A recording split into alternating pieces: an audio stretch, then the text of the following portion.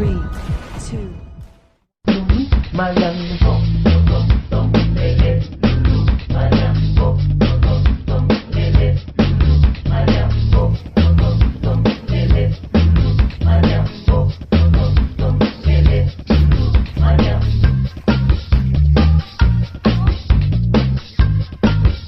Nè tôi mua ra chị, nhìn mua. Để hả? Xin đọc. Nè cho nên mua nè. Ăn đi vô.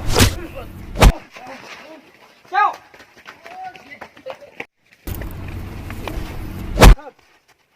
Hơ.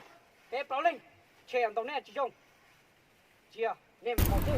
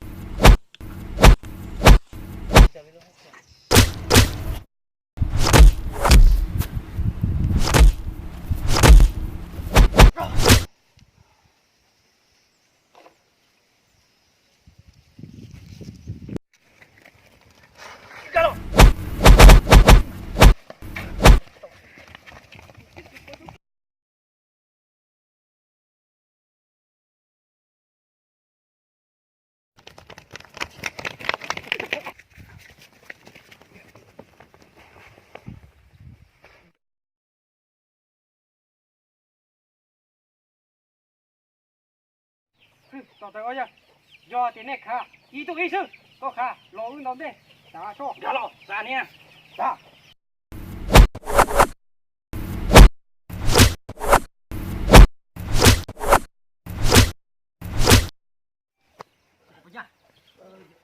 Chơi quá, nè này, chỉ chơi gì nữa.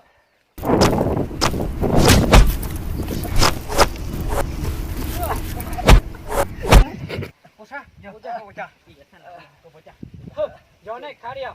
Bên hông tổ khá, nè tuần chỉ về thì cho liệt đi. Tàu cơ. Trước xương sau thế mới giàu.